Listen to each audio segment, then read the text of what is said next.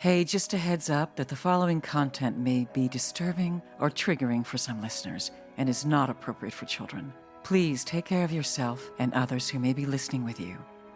Welcome to the Bonus Babies Podcast, a show that has no easy answers, only hard questions. And that's something too, people talk sometimes when, they'll meet my kids or it's something I think kind of common where someone will say, oh, what a lucky girl or what a lucky boy, or those kids are so lucky that we adopted them.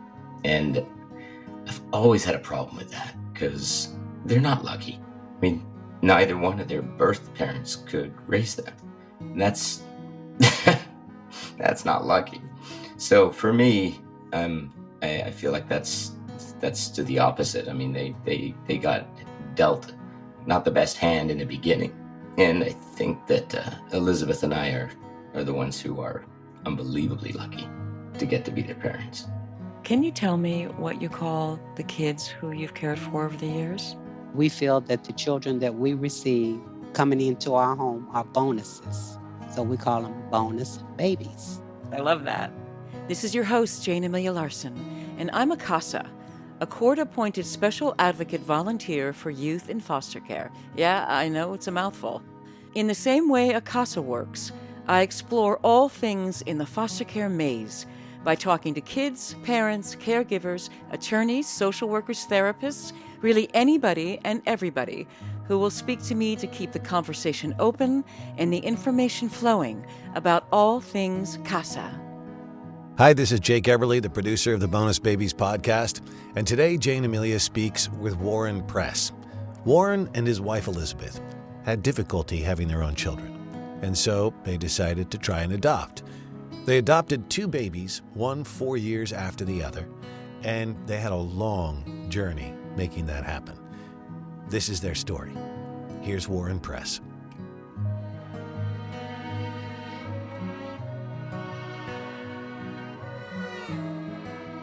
Hey, I'm here with Warren Press. Mr. Press, hello. Hi. Hey. How are you? I'm okay. How about you? How you doing? I'm doing well. It's a beautiful Saturday afternoon. By the way, I'm not going to try to disclose too much about you, but I want people to know that we are friends, intermittent friends. We were in graduate school together, and we did a play together. We danced on stage, actually. Do you remember that? I do remember that. I do. And I also remember I did full frontal nudity in a play with you on stage. You weren't full frontally nude. I was. I don't remember that. That's probably the worst thing you could ever say to someone after they just shared that. Wow. I have no idea. Was that Orestes? Yeah. Oh, it was Orestes, yeah. No recollection. Boy, wow. You almost sound like someone I used to date. Oh, I'm so sorry, Warren. I really do not remember. Maybe that's why we're friends still. I'm glad you don't remember. Yeah. Okay. Anyway, so moving on. Yeah, moving on. You have a really important story to tell. So I just want to back up a little bit before we go to the story that we're planning to tell. But tell me a little bit about who you are, how you were raised, your family of origin. Sure. So I was, my parents are both from England. And I was born in London, and we immigrated to America when I was about 10 years old. And I lived in London, Toronto, Dallas, then Boston, New York, and Los Angeles. So I've been around. So when you were a little boy, you had an accent then, right? Yes, I did. I had an English accent for probably longer than I should have, because growing up in Texas and being about 6 inches shorter than everyone else, I found that the English accent was it did well with the high school girls, and I needed any advantage I could get at the time. So I kept it for a while, and then when I was in my mid-20s, it sort of started to fade away. Can you give a little taste of that for us, just because I can imagine it? All right, love. No, I used to talk instead of talk. You talk. And I talked to my mum and my dad. In fact, my mum still lives with us. She moved in about a year ago. My dad passed away, and my mum moved in. She has Alzheimer's, so she lives with us. So that's added a whole new dimension to our lives recently, but she's doing great. So. I'm sure that's a challenge. Yeah. Yes, but it's good for the kids to be with someone who needs help, and it gives them an opportunity to be caregivers and to see, what life's about. So they've been amazing. I think that is an important thing for them to see and be part of. So I know that you had a rocky start to the making of your family. So can you tell me a little bit about, you got married. Actually, I met your wife for the first time here in California, not in New York, but when you had moved out here for both of you to make it in the business, right? Yeah, we were both struggling actors, and yeah, we moved to LA and got married. We were both in our mid-30s, so we got married. Today, I don't think that's late, but I think when you're trying to have children, it's a little bit later than maybe it should have been. So yeah, so we got married and started trying to have kids, and that's one thing I always knew I wanted to be when I grew up was a dad. So it just wasn't happening, and it was a difficult time, and this is not an uncommon story, I know, but we had a series of about 7 or 8 different couples that we were very close to, all of whom were pregnant, and we couldn't get pregnant, and and like a couple of them weren't even trying, and we just couldn't Oh, conceive. So it was, at the time, it was incredibly difficult. We felt like, what have we done wrong? Why can't we, be parents? Um, so we met with a fertility expert, and we did IUIs. And I don't know if you're familiar with what no, an what is that? IUI is. It's before you do IVF. So instead of in vitro fertilization, it's basically they were giving her, Elizabeth, injections to try to stimulate, um, you know, or I don't know what the terms are, but anyway. And then they would basically, put my sperm in her with a turkey baster, is what it looked like. That was the joke. And we did that for several months, and it was causing her incredible pain. I mean, she was walking like hunched over, and finally we said, okay, enough of this. This is crazy. You shouldn't be in this kind of pain to try to conceive. And then we met with him to talk about IVF, and he said, you guys are great candidates. It doesn't seem to be any reason why you shouldn't be able to conceive. So, what he said was, you're great candidates. There's no reason why you shouldn't. So it's like a 50-50 shot. And Wait a minute. So you had a 50-50 if you were great candidates and no problem, yeah, 50-50, right? Wow. which struck us as being like, that doesn't sound like great candidates. That sounds like very average, or yeah. So the issue for us, and I know every state is different, but in California, or with whatever insurance we had, it didn't pay for IVFs, and we were actors at the time, or we did not have money. We took out a home equity line in order to try to become parents, and so anyway, So long expensive, right? So expensive. yeah, Do it you was have an like idea? $20,000. It was like $20,000 to do the IVF for a 50-50 chance. And not to turn this into a money conversation, but at the time, that was a real concern. I mean, it's not like we had a whole bunch of money in the bank and we could just keep trying and doing different things. So we started to explore possibilities of adoption. And there are several ways you can adopt. So you can do a private adoption, which is when you're working usually with a lawyer, and they find, there are birth mothers who are looking to give up their child for adoption, and you put together a portfolio, and you kind of felt like being an actor, where you're submitting a resume and a headshot and auditioning for a birth mother to pick you as a couple to adopt their child. And Wow, you had to uh, do that? Like show this is why we're worth it. This is why we be good. yeah, This is why. that's how a private adoption works. So there are a lot of couples who are trying to get pregnant or trying to adopt, and there aren't as many birth mothers who are looking to, so yeah, you're trying to sell yourself, and put together the best sort of package of, this is who we are, and this is why we want to adopt, and we hope that you pick us. And so that was one aspect of the private adoption. The other part is, once you're matched with a birth mother, then there are expenses, and every private adoption is different. So it could be that you're paying for all the medical care. You're paying for there's just hotels or rent. I mean, there's just different agreements that are made, and it could get very, very expensive.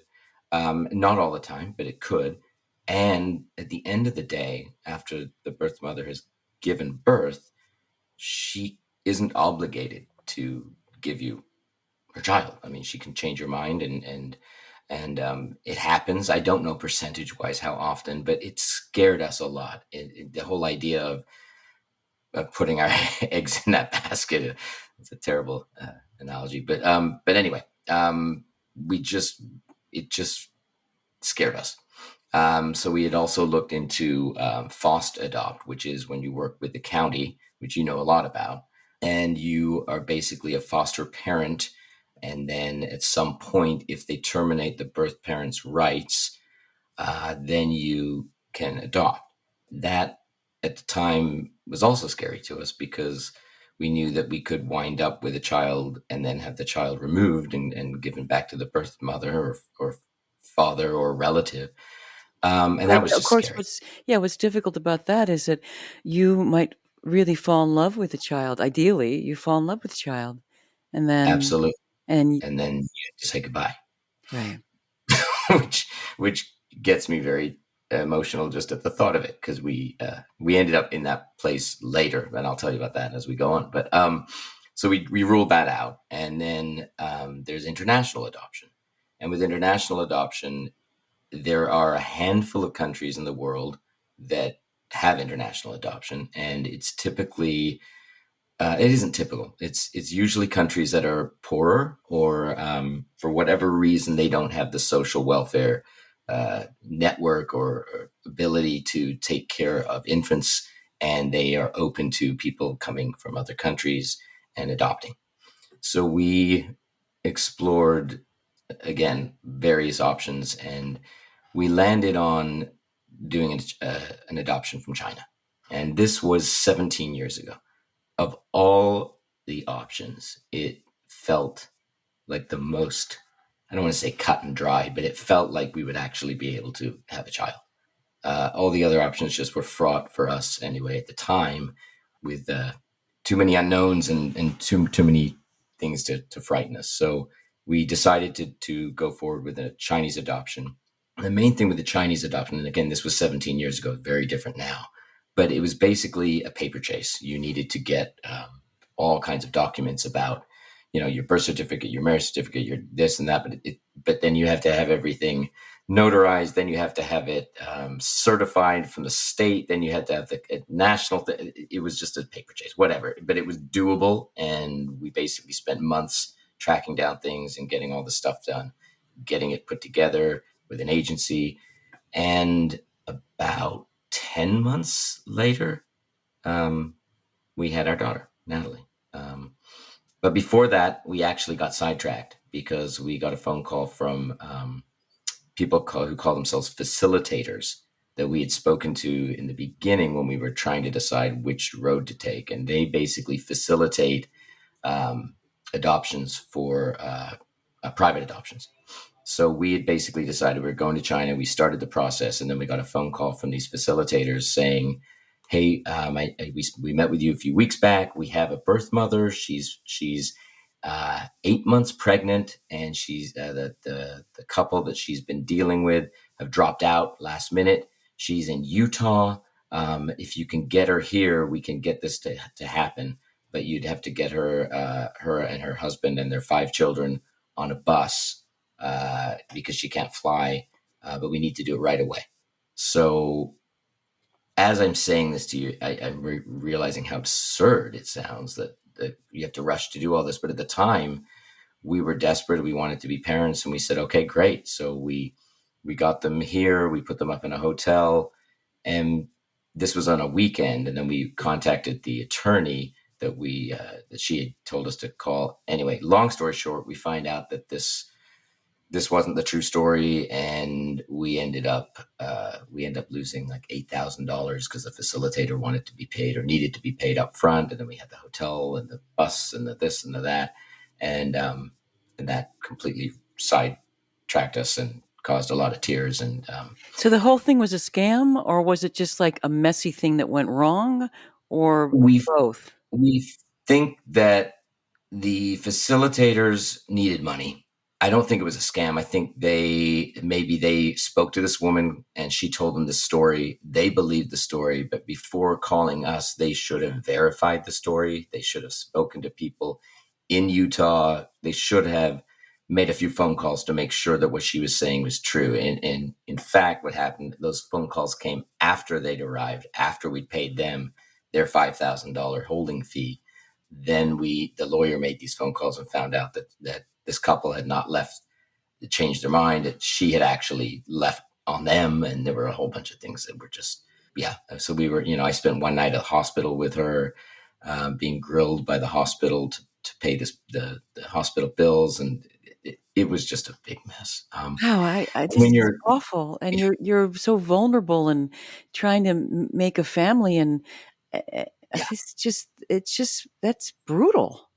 it was so brutal. And again, I don't think that they did it maliciously. I think they needed money. They got a phone call. They got excited. And they brought us into it well before they should have. If they were professional at what they did, they would have called a lawyer. They'd have told her, "We'll talk to you on Monday," and then we would have been saved a lot of tears. Because I have to say, it was like having a miscarriage. I mean, because we thought we were going to be parents, and then we realized we'd been taken for a ride, and it was awful. But then we decided to go back to the Chinese adoption that we had just started a couple of weeks before. And as I said, about 10 months later, so we had our daughter. We were in China, and we spent 10 amazing days, or 2 weeks in China with her before we came home. Right, so you went to pick her up. She didn't come here. You went to get her. Yeah, and every adoption internationally is different. Some countries have you come and you need to stay for like a month or 2 months, and there are all kinds of different ways. But in China, at the time, you did all the paperwork ahead of time. Then you get matched, and you get a photo, and you find out her name, and you get to see a few pictures, and then 3 weeks later, we're on a plane.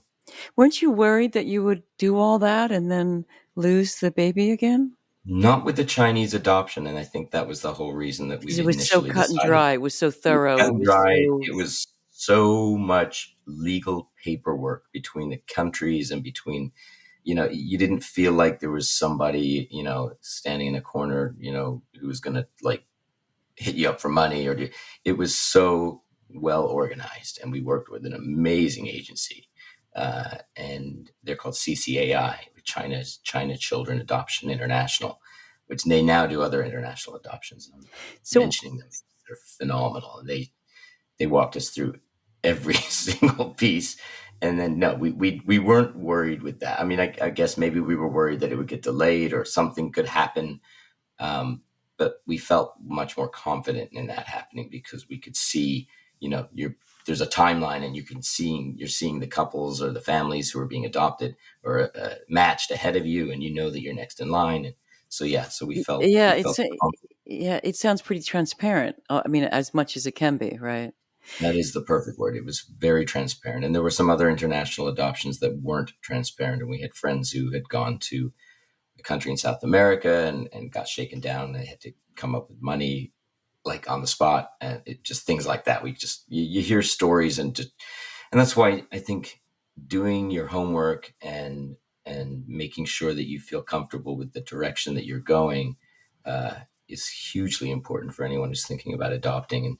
And as I'm saying all this, people hear horror stories about adoption, and it puts them off. And I don't want to do that by telling these stories, because at the end of the day, we have 2 children, and they're amazing, and they are everything to us. And it was worth whatever heartache we went through along the way. I would do it again in a heartbeat. I mean, I wouldn't hesitate, because it led us down the path that we were meant to go, and we have our children as a result. So, Are you a yeah, religious person? Do you believe in God and fate, or? I, I, I am, and I'm not. Yeah, I mean, I'm Jewish, and I've always believed in God, and that I've always questioned. People say everything happens for a reason, and I don't believe that, because I think there's too many horrible things that happen in the world to people. But I do think That's funny. I'll share with you. Before we were speaking today, I was looking through some different stuff of my life with the kids, and I found the speech I gave to Natalie, our daughter, at her bat mitzvah, and obviously during the speech, I told her how wonderful she is and how proud we are. But at the end, I wanted to have a message. So my message was, and I'm just going to read it. Sometimes in life, things don't go exactly the way you had planned. In those times, you might feel sad or upset, and that's normal. But don't sit in that place for too long. Maybe God or the universe is giving you an opportunity to go down a different path or create your own path, one that you hadn't thought of before. And that path might lead you to something more special, more amazing, more beautiful than anything you could have ever imagined, because that is what you are. And I thank God every day that things didn't go the way that I planned, because we wouldn't have you or your brother. And I can't imagine life without you. That for me is, the lesson. So it is, I don't know if it's spiritual or what, but I feel like life throws you curveballs, and you don't, we could sit and be sad that we couldn't conceive, or we could do something about it. And we researched and we figured out the path that ended up leading us to each of our kids. Yeah. But it So, sounds like, though, too, you had the right partner to do that with, because a lot of marriages don't make it to that, right? They fall apart yeah. when there's all these problems with conceiving and then trying to adopt and making a family. Yeah, no, you're absolutely right. And I wish Elizabeth could talk today too. Yeah, she's amazing. And while we were sad that we couldn't conceive, and we were, it was hard, but it brought us closer. And we were both very, very open to the idea of adoption. And she brought it up at first. It was kind of funny. I think maybe just being a guy, being a little clueless about stuff. When we were trying to conceive for months and months and months and years. And at one point is when she just said, "I don't think this is going to happen. And what about adoption?" And my initial response, and I wish it had been better, but my initial response was, "What are you talking about? Of course we're going to get," like it just was not even in my, I'm that kind of guy or person who's like, just put your head down and you'll make it happen. Don't quit. And she was being much more realistic. It was her body, and she just was like, "I don't see this happening." And once she brought it up, then we started looking into it, and yeah, we were. It was hard, but it definitely brought us closer together, and it definitely gave us more of an appreciation. I can't say more because I'm not a birth parent, so I don't know. I'm sure every parent adores their children, but I think it gave us an appreciation of getting to be parents. So Like you we really, don't take, really, really earned it. well, So much effort yeah, and thought and yeah, and we don't take it for granted. I think it's easy if you just have your kids that you don't recognize that may not have been a possibility, and that once you have them, it's just you're just lucky to be a dad. And that's something too. People talk sometimes when they'll meet my kids, or it's something I think kind of common, where someone will say, "Oh, what a lucky girl," or "What a lucky boy," or "Those kids are so lucky that we adopted them."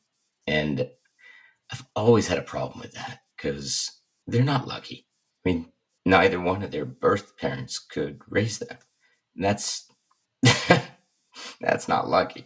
So for me, I feel like that's to the opposite. I mean, they got dealt not the best hand in the beginning, and I think that Elizabeth and I are the ones who are unbelievably lucky to get to be their parents.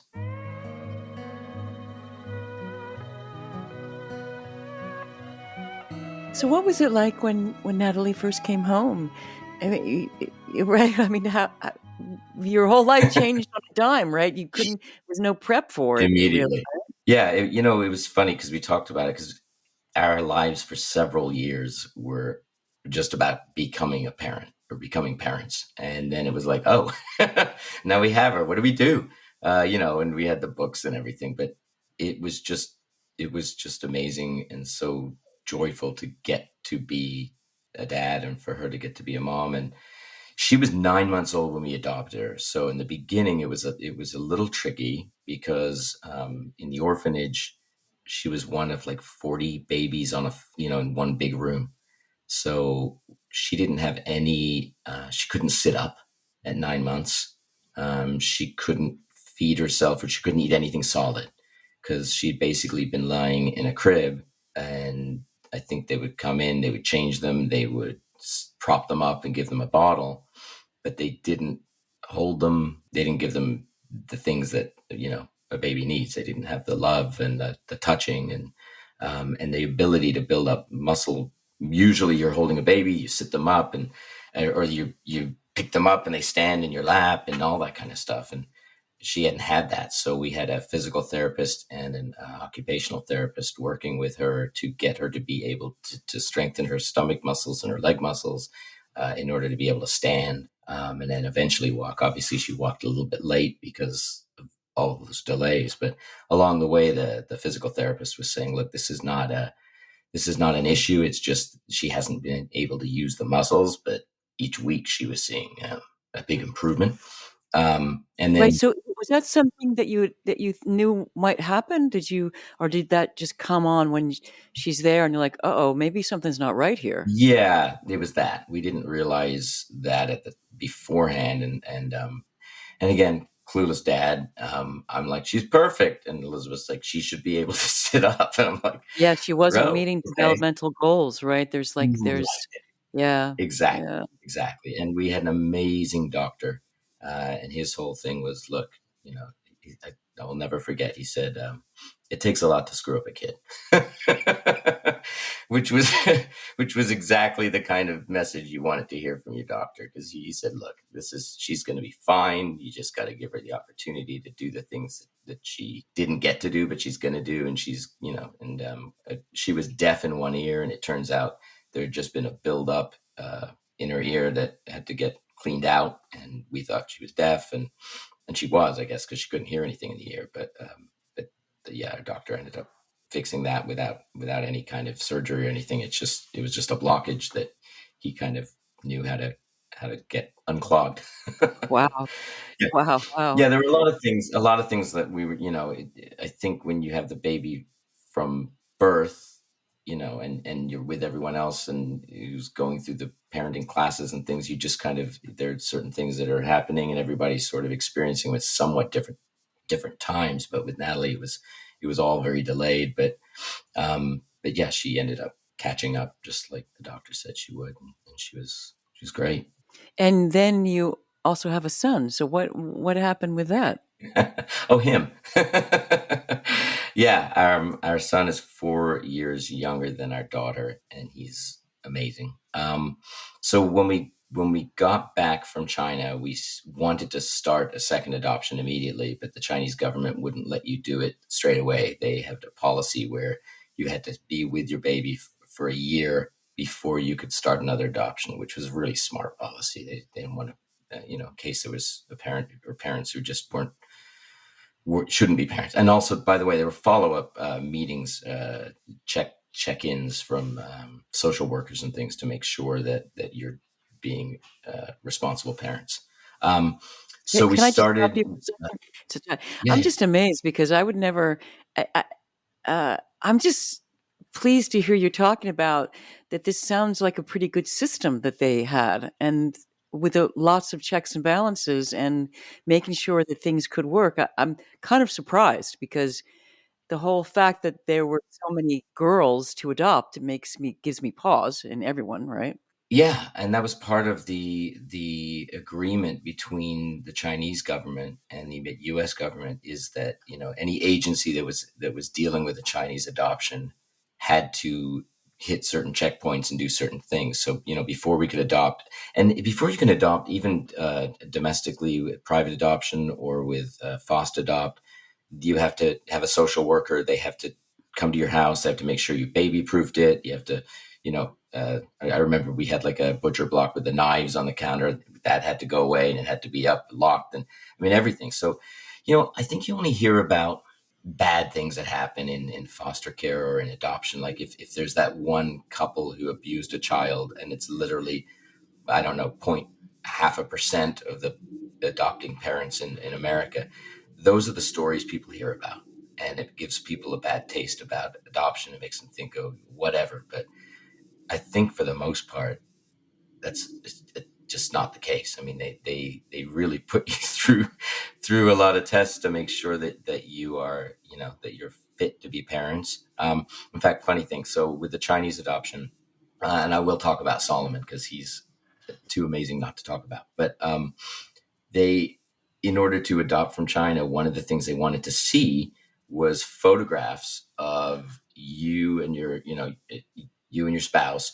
They wanted to see pictures of your family. They wanted to see pictures of you with your friends. And we'd have a party and we'd have everyone come over.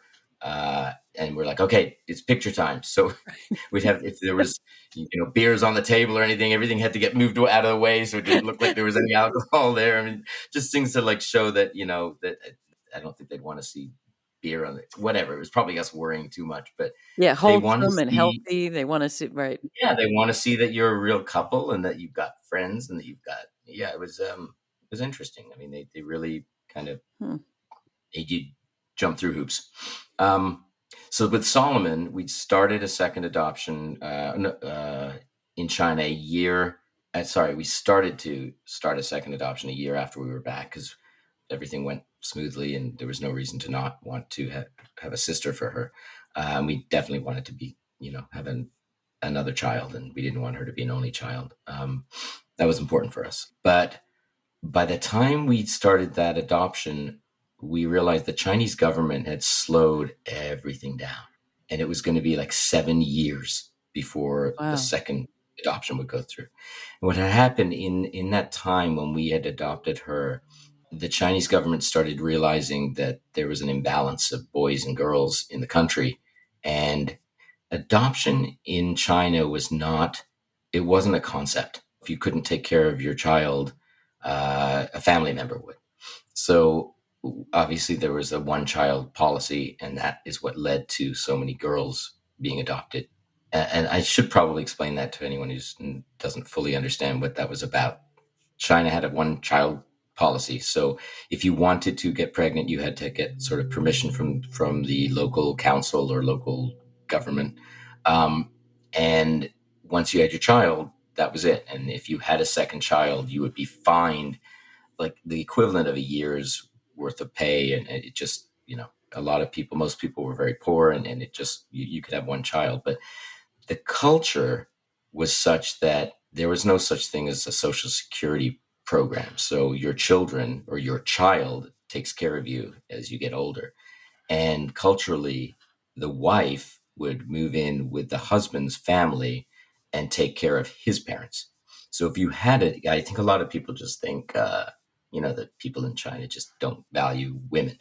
And I can't speak to that, but I do know that from an economic standpoint, if you were a parent and you had a daughter, it could mean that you would have no one to take care of you in your older years. So I think that was kind of eye-opening for us to realize that there's a lot on the line. So a lot of girls, when they were born, were abandoned and taken to, because it was illegal to give up a child. So a lot of women or husbands would leave the baby. Natalie was left on the steps of these, basically the city hall of the town that she was born in. So, and that unfortunately was not an uncommon situation. But anyway, sorry, I went back to Natalie again. Come on, Solomon. Yeah, let's talk about Saul. You have So another beautiful child. we do, and he's With a big amazing. name. So we had started. We were going to start a second adoption in China and realized it was going to be 7 years. So we decided to pivot, and we were exploring what other options there were. And at the time, they had just signed. The U.S. had signed a treaty with Vietnam, so we had started a Vietnamese adoption, and we basically did the same thing, a paper chase. About a year had gone by, and we were literally the next family that was going to be matched within the agency we were using. And then the U.S. did not renew their international agreement with Vietnam. So that year went away.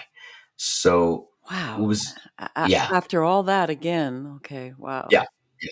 And the first time around with that whole awful experience with the facilitators and all of that, and then finally having Natalie, we had a very different perspective when we were adopting Solomon. We didn't lose, we didn't cry. We were just like, you know what? Okay, that's just not the road we're going to take. So what's next? So then we started looking into foster adopt, and we signed up with an agency, took a lot of classes, met some amazing couples, and then we had a series of incidents where we were going to be matched, or basically we'd get a phone call from our social worker who would explain the situation, and a lot about the foster care system. Every time you're being matched with a child, it's because something has gone pretty horribly wrong enough that they have removed a child from either a birth family. It's usually a birth mother, but sometimes the father's there too. But you're just hearing horrible stories that just make you cry immediately and think, oh my God, I want to take care of this child. And as we were getting further and further into the process, we kept asking, well, what percentage of these placements actually end up in adoption? And no one would ever answer that question. And we had friends who had gone through the program who had been matched with children who, as you were talking about at the beginning of this conversation, would fall in love and have the child removed, a week later, or whatever it is, or they had them for several months and then been removed. And Or even years sometimes they can. yes, Yeah. yeah, They can have and like a newborn that they keep until the baby's 4 and then gone. and what we realized was that the government's role, or their goal, is reunification. They do everything they can to get the child back to the birth parents or the birth family, a grandparent, an aunt, an uncle, and you're a foster parent along the way, hoping desperately to get to adopt, and then most of the time, I don't think it ends up happening that way. And again, so after about 9 months or a year of doing that and having near placements, and then we finally just, every time the phone would ring, my wife would start crying, like, oh, just preparing for something. And anyway, and that's not to say she's not a big crier, but at the time it was just too much. No, you're the crier actually in I what am the you're crier. saying. You can hear Yes. it in my voice. Right? I can't even talk about my children without welling up. Sad. So anyway, so we decided, okay, forget this. We don't have the stomach for it. And we had started an Ethiopian adoption. And again, when you're doing an international adoption, it's not like well, I'm going to go to Norway. There's only a handful of countries. I think people are like, I think when we were adopting Natalie, I think adoption was in the news a lot because Angelina Jolie was adopting, and it kind of became a kind of a joke, like, oh, these wealthy white people are going and picking children from these other countries. And I think it was just people didn't realize these are your options, and people picked an option that worked for them, that made sense. And anyway, so it was at this point very important to us not to adopt, or to try not to adopt, a white child. And I know that might sound bizarre, but it was only because we didn't want Natalie to grow up feeling like the odd one out. We didn't want her looking at her white parents and her white sibling and her feeling like the other. So that was important to us, actually, at What? that Really? point. So you thought about that then? That was something that was that's Absolutely. yeah. Absolutely. It was something we talked about and something we felt strongly about. Because you read books too about adoptees and growing up, an African American child in a white family in the middle of Montana, or where, not to pick on Montana, but just, the only one. And how hard that is for that person. And we did not want, we live in Los Angeles, which is a multicultural city. we made the choice to stay in an area where we knew the schools would be very multicultural. We did not want to move out too far. We had a number of friends who moved out to certain areas in suburban areas that were pretty much 99% white. And because the schools are better or whatever, we were like, we don't want that. We want to make sure that Natalie and Solomon saw people like them at school. But for our second adoption with Solomon, it was a definite decision that we made, was to try to make sure that we had a child of color. So we started the Ethiopian adoption, and we'd done all the paperwork. We were about two months into it, maybe 3 months, and we were very excited about it. And then we get a phone call from the social worker who was working with us in the Foster Adopt program, and we had a special Elizabeth had a special ring on her phone when she called. So we heard the ring and we both went white and looked at each other like, oh God, why are they calling? We're feeling really good about Ethiopia. We told them, please don't call us anymore. It's just too hard. And then the first thing out of her mouth was, just hear me out. And she said, one of my colleagues' neighbors is pregnant and is thinking about giving the baby up for adoption. And I asked, she poked her head in my office and asked if I knew of a couple who might be open to a private adoption. And I'm just calling you because I thought you guys might be open to it. Wow. So we met for lunch, the strangest lunch meeting ever, at a California pizza kitchen. You're sitting there.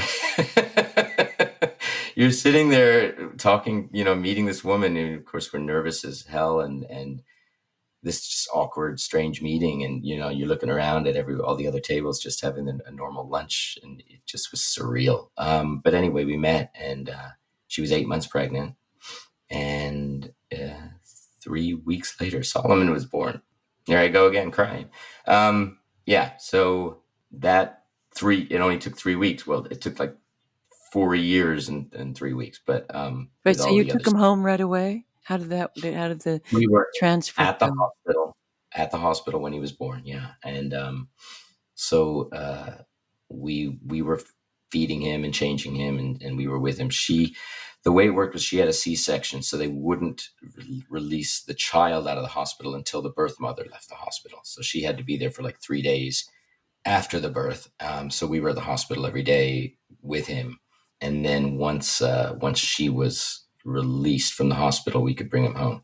And there was some drama, well, not drama, but fear there too, because she could still change her mind unless she signed a waiver, which she signed in the hospital. She couldn't sign it in the hospital. She had to sign it when she was discharged. So we were like sitting in our car watching her sign before we could then go in and bring him home. So that was, yeah. And again, I'm saying all this and it sounds like, oh my God, it's too much, but it's all, nothing worthwhile is easy.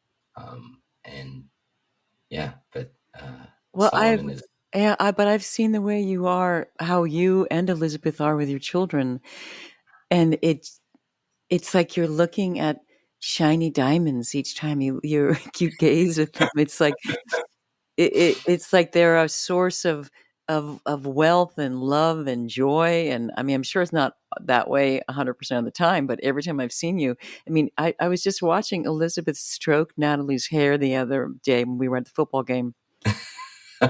And it was like she was touching like gold silk. That, I mean, it was so sweet, kind of surreal, And I don't think Natalie didn't even notice, or maybe she's just used to it, right? So, but probably, yeah. And the way that you talk about your kids and look at them, and I mean, I'm sure, as you said, part of it is because they're hard won, but I mean, maybe it's just because you are super loving people and their kids are in the right place. I mean, probably, hopefully a bit of both. Yeah. They, like I said, they're everything for us. And, I coached Solomon all the way soccer up until he got too good to be coached by me. And then now he plays club soccer and, he plays club. So he's got sometimes three games in a weekend or whatever. And the other day, Elizabeth was like, she was like, well, I'll take him on. So I'm like, no, I want to go. Like, I don't want to miss these games because I know, Natalie's 18 now and she's in college, and it'll go by quickly. And any chance I get to see him play or be there, and we get to talk about the game afterward and what he could have done better. And that, yeah, it's those moments. I know that they go by too quickly and I don't want to miss them. So,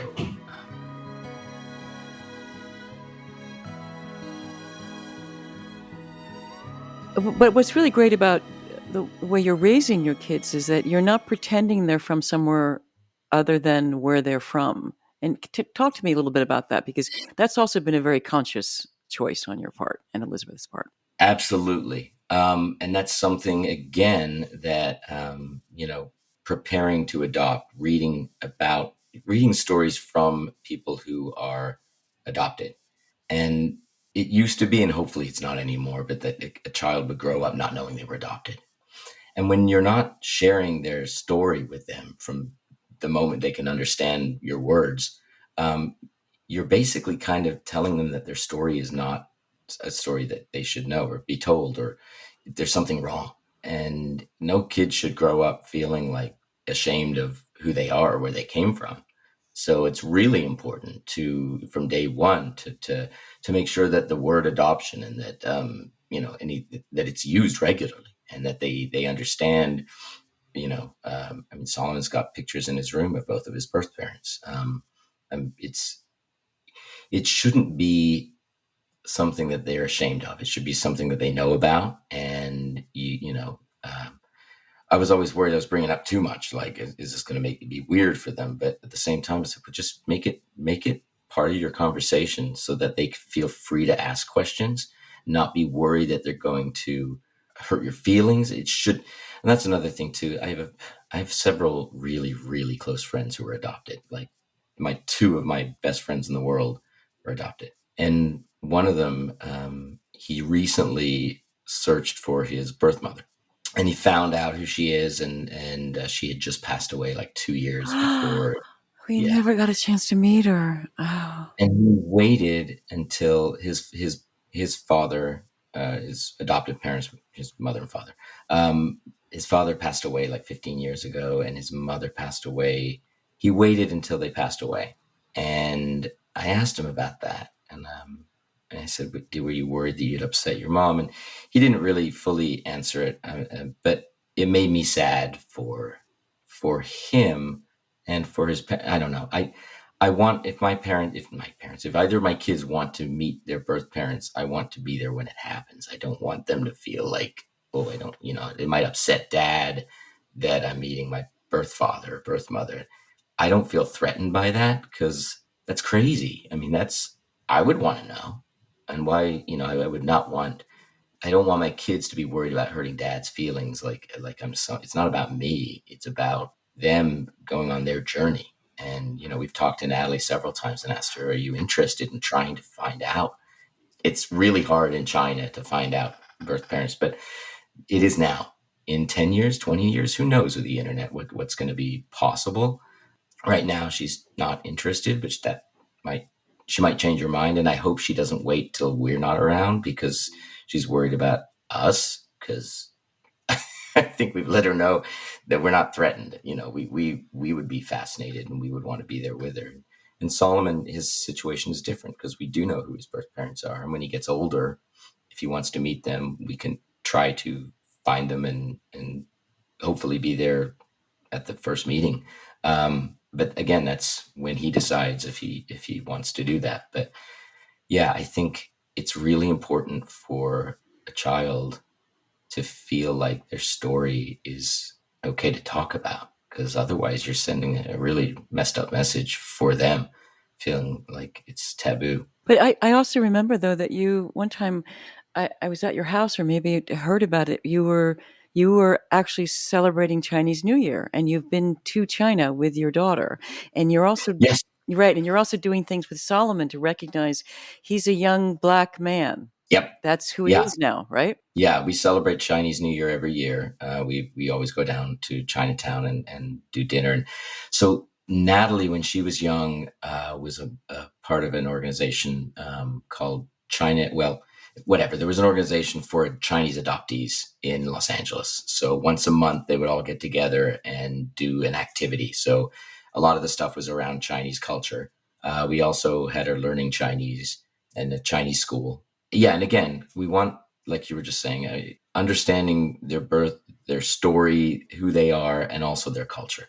So Solomon, he's his birth mother is Italian American. His birth father is African American. So he has, he's a big soccer fan. So he has he has adopted Italy as his team that he cheers for when we watch How international gracious of soccer. him. Yeah, right. I mean, he's got several Italian jerseys, which was really funny when Italy played against England, because I'm from England, and we sat next to each other. I was wearing my England jersey, and he was wearing his Italian Oh, jersey. that's great. That's great. That was last summer. But anyway, yeah. So as far as culturally speaking, again, books from the time they were little, reading books about their cultures so that they feel proud of who they are, knowing where they come from, or at least culturally speaking, making sure that they're seeing that.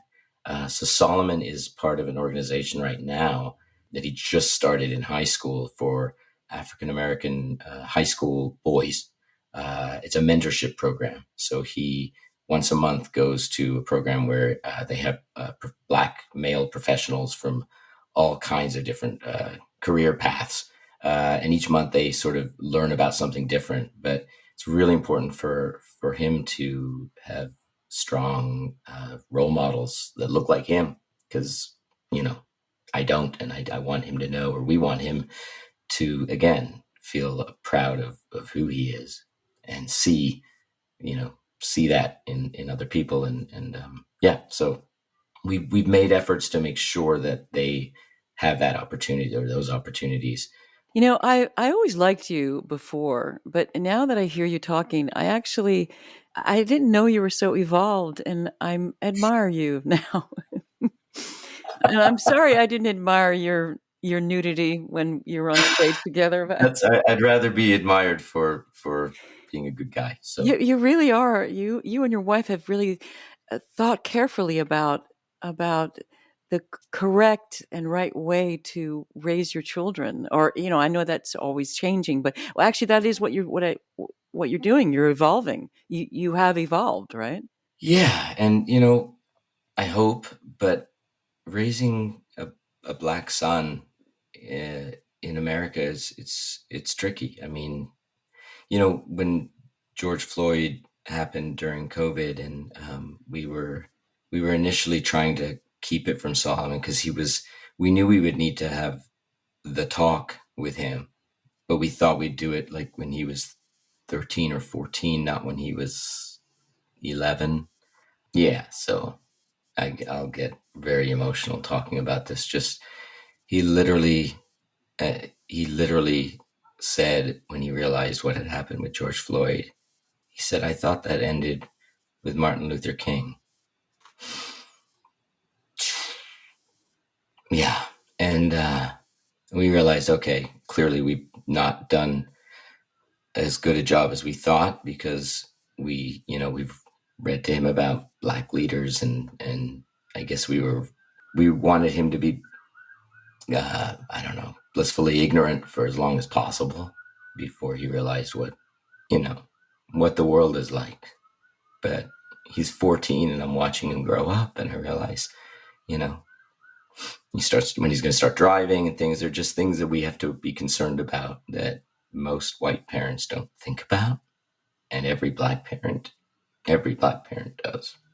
So, yeah, I think we've learned a lot by having each of our children, and especially with Solomon, just culturally speaking, how whatever. I mean, we just want to prepare him for what the world can be, but also make sure that he's goes into it positive, and yeah, it's tricky. And I always am concerned that Black parents might look at us and think that we're just naive, or that I don't know, we get it, and we just want to make sure that we're raising him right, and that he understands the way the world works, but also can thrive.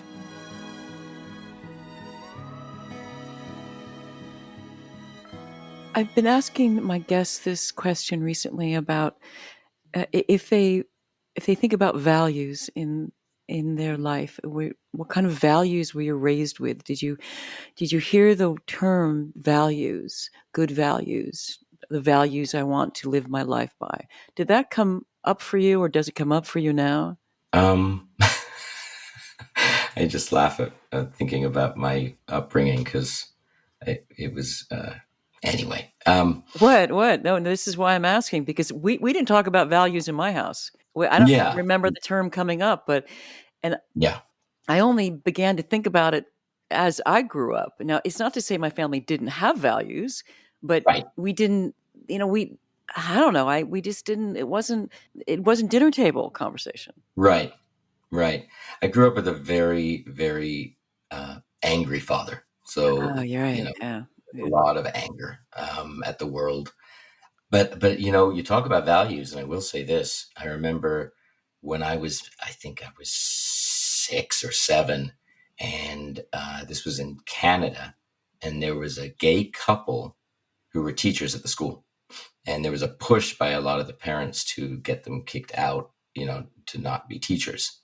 And I remember both the teachers having dinner at our house and finding out that my dad was kind of leading the opposition to keep them. So that's one of those things where you're like, wow, that's a great value. I mean, he he thought that was absurd, that they shouldn't be able to teach. So you learn those values, whether they were talked about or not. And I think growing up, I don't know for everyone, but I know for me, growing up Jewish, that feeling of, I've always felt a kinship with Black people, because you celebrate Passover, and it's all about being slaves in Egypt, and slaves, obviously in America, always felt like a kinship, or that struggle is the same, even if it was thousands of years ago and I wasn't a slave, but I always felt like that was a closeness. And again, it's not that we talked about values, but just caring about other people, I think, is something I did learn, even if it wasn't discussed. It was just sort of exemplified, I guess. Yeah, and I, with our family having, I'm Jewish. My wife was raised Catholic. And she converted for you, right? Mm-hmm. No, she never converted, but Oh. both of the children did convert as babies, basically, in the mikveh. So they each had a conversion ceremony, and they both had their bat and bar mitzvahs. So they are Jewish. And Elizabeth, I can't say enough amazing things about her, but she didn't want to convert, but she embraced all of the holidays and all of the cultural aspects of it, and so she's might as well have, but she practices Buddhism, and we have a Black son, a Chinese daughter. My brother is gay. I bring all of this up just because I laugh at that we have a little bit of everything, and I think if more families did, then we wouldn't have any of the issues that we have. Yeah, there would be more So tolerance, right? If people a had, lot more tolerance. I think once someone is in your life, it changes how you look at everything. I would love to think that I understood a lot of things that I just never did, and again, having each of these children, and it just kind of makes you feel like you are a part of that culture now, and you hear things differently, when someone makes a comment that you may not have even thought about twice, or whatever's happening in the news, it hits you in a very, very different way than it did before. And I think, yeah, I mean, if everyone had multicultural families, and yeah, you wouldn't have the kinds of problems that we have, because it would mean too much to everyone.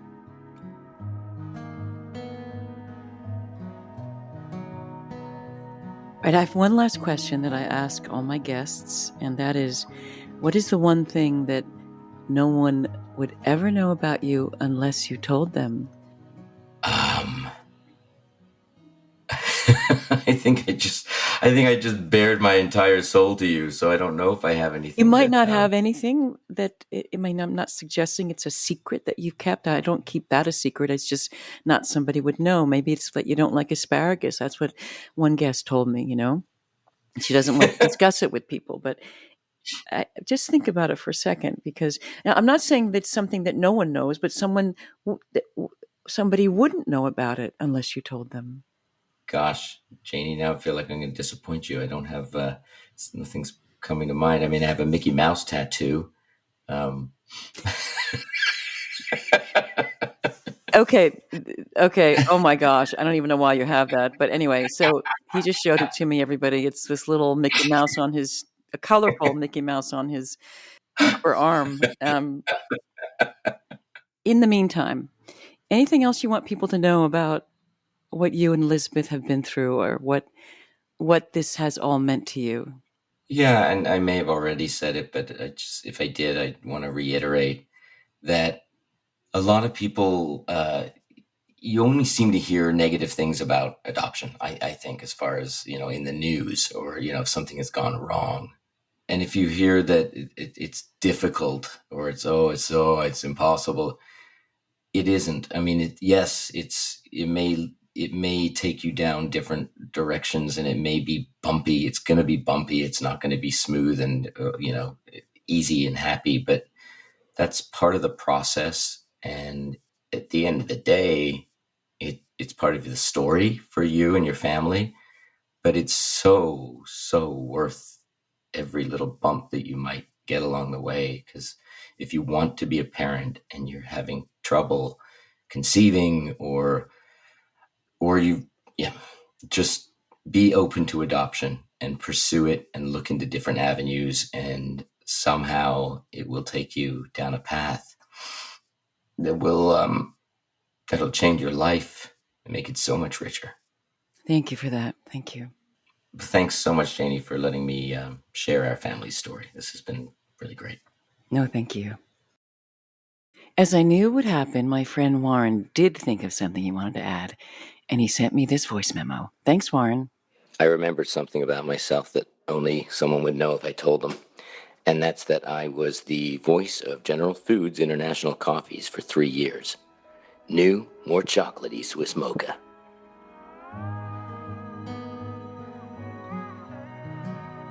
Thank you, Warren, for taking your time to share your adoption journey with us. It sounds like you and your wife, Elizabeth, have 2 wonderful kids, and it's so amazing that you raised them both with the knowledge that they were adopted but so loved and respected, and also that you made their cultural heritage an integral part of their development. I believe that kind of openness, acceptance, and curiosity of others would eliminate so much conflict that we find ourselves facing today. So, thanks again for taking the time. Our next guest is Bruce Sogolo, who has a doctorate in psychology, and while he was doing his dissertation and he was working with couples, he started to learn about attachment theory.